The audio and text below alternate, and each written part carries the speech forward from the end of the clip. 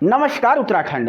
दोस्तों, उत्तरकाशी में मंदिर में दलित की पिटाई मामले में आज हम बहुत बड़े यहाँ पर एक निरपेक्ष विश्लेषण करेंगे, कानूनी विश्लेषण करेंगे कि इस पे वास्तव में हुआ क्या था। 3 सवाल मेरे पास है कि वहाँ का असली सच क्या है, जो आपको दिखाया जा रहा है क्या वही असली सच है या उसके पीछे भी कोई बात है, क्योंकि मीडिया हमेशा एक तरफा बात करती है। दूसरा, क्यों बिगड़ा माहौल, उस इलाके में ऐसा क्या हो गया है कि इस हिंसा की घटना के बाद पूरी तरीके से आग लगी हुई है। और तीसरा, किसने मंदिरों को बुलडोजर चलाने की धमकी दे दी और उसके बाद उत्तराखंड में और देश भर में सांप्रदायिक माहौल बिगड़ने की संभावना नजर आ रही है। आखिरकार ऐसा क्या हुआ, पूरी घटना हम आपको बताते हैं उत्तरकाशी में। दोस्तों, इस कहानी के 2 वर्जन है, गौर से सुनिएगा। पहला वर्जन ये आया कि एक एससी समाज से जुड़ा हुआ व्यक्ति किसी मंदिर में चले जाता है और मंदिर में जाने के कारण वहां के जो स्थानीय सवर्ण लोग हैं उसकी पिटाई कर देते हैं, उसे जला देते हैं और उसके बाद ये मामला बढ़ जाता है। ये है पहला वर्जन जो अभी तक आपने मीडिया में सुना। यह है दूसरा वर्जन। यहां पर एक मंदिर है उत्तरकाशी में, उस मंदिर में सभी को जाने की इजाजत है। गौर से सुनिएगा, सभी को जाने की इजाजत है और मंदिर का एक गर्भगृह है, वहां पे सदियों से केवल पुजारी जा सकता है, ओनली जो प्रीस्ट है उसे जा सकता है और कोई नहीं जा सकता, चाहे वो किसी समाज का व्यक्ति क्यों ना हो। एक ही परिवार के लोगों को वहां जाने की इजाजत है और ये एक बहुत पुरानी परंपरा थी, कल्चर था। तो ये व्यक्ति जो है मंदिर में घुसा, वो वहां मंदिर तक तो आ ही जा सकते थे, विभिन्न मौकों पे आते थे। वहां घुस करके वहां पे जो एक अखंड ज्योति थी उसे इसने खंडित किया और उसे इसने खंडित करके इसके उसमें देवता आ गए और इसने खुद को उसके कारण चोटिल कर दिया और उसके बाद इसको जातिवाद का रंग दे दिया। ये वर्जन नंबर 2 है। ठीक है, मैं अपनी ओर से कुछ नहीं बता रहा हूं, जो वहां से बातें आई हैं हम केवल उनको आपको एक्सप्लेन करके बता दे रहे हैं। ठीक है, अब पहली बात यहां पर, उसके बाद जो हुआ इसमें राजनीति शुरू होगी। राजनीति शुरू क्या हो गई, फिर इसके मैं कानूनी एंगल पे भी बात करूंगा। राजनीति शुरू हो गई कि इसके बाद यहां पर कुछ जो एससी समुदाय के राजनीतिक मसीहा होने का दावा करते हैं जो दल, वो आ गए। खासकर इसमें एक का नाम है भीम आर्मी वाले लोग। ठीक है, ये यहाँ पर पहुंचे और इन्होंने वहां जाकर बयान दे दिया कि अगर इनके खिलाफ कार्रवाई नहीं हुई, यहाँ पे डीएम एसपी मौजूद थे, उनकी मौजूदगी में कह दिया कि हम मंदिरों पे बुलडोजर चला देंगे।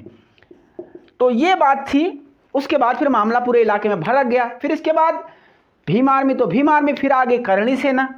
इन लोगों ने कह दिया कि अगर पहले हमें पता नहीं था, अगर ऐसी बात होती तो हम भीम आर्मी वालों को यहाँ से साबुत जाने नहीं देते। हम तो फिर जिस तरीके से बात कर रहे हैं हम छोड़ते नहीं, अगर अगली बार ऐसा करेंगे तो कहीं ना कहीं राजनीतिक माहौल गर्मा गया है। ये अभी तक हुआ है।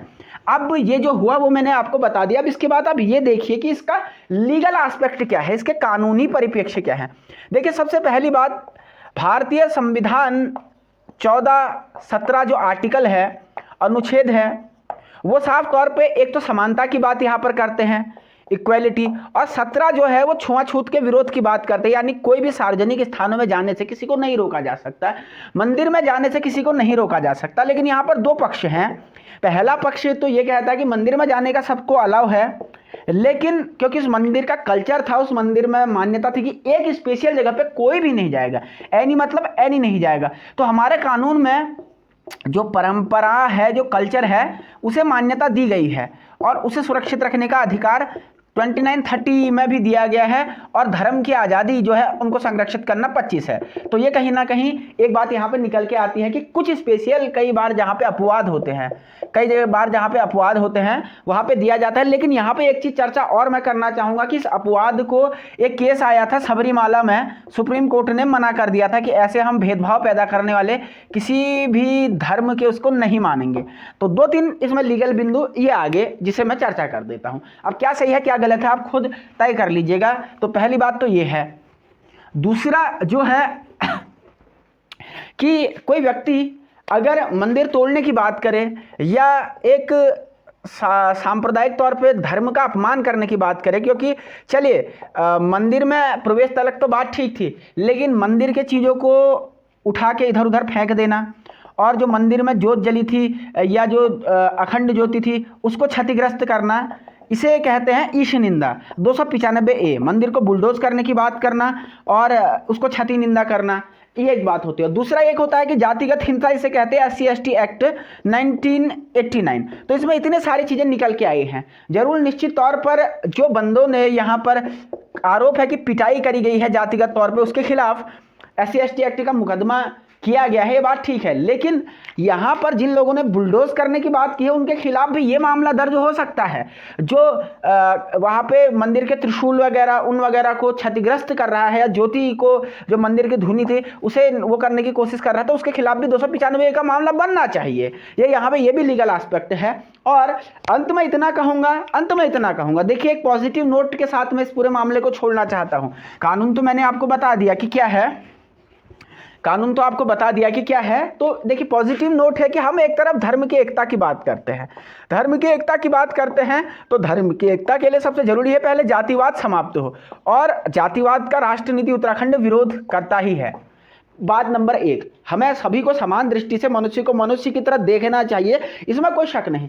लेकिन जहां पर धर्म के संबंधी मामले हैं, जातिवाद के समाप्ति के साथ साथ अब जैसे मंदिर के साथ तोड़फोड़ कर देने की बात कर देना, और कहीं ना कहीं जहां पर प्रवेश नहीं था, चलो वो तो छोड़ो, सबरीमाला के केस से आप प्रवेश कर गए, लेकिन किसी भी केस में ये नहीं कहा गया है कि आप किसी मंदिर पे जाकर के वहाँ के तलवार त्रिशूलों को फेंक दो, वहाँ की जोत को खंडित कर दो, क्योंकि आप किसी XYZ समुदाय से आते हो, आपको राजनीतिक संरक्षण प्राप्त है या फला कानूनों से आपको सुरक्षित किया गया है, तो आप ऐसा करोगे नहीं। ये इस निंदा के सेक्शन में यहाँ पे टच होता है। इन लोगों को भी ये बात समझनी होगी, और किसी को नहीं रोका जाना चाहिए मंदिर में प्रवेश करने से। और इन लोगों ने भी पिटाई करने से पहले या उससे हाथापाई करी है, कुछ तो कह रहे हैं कि खुद चोट उसने लगवा ली, उसकी उसमें देवता आ गया था, लेकिन चलो इस बात को अगर छोड़ भी दें, पिटाई करी भी है तो ये सोचना चाहिए था कि इसने ये सब किया है, इसके खिलाफ हम 295A का केस दर्ज करें, ना कि कानून खुद हाथ में लें।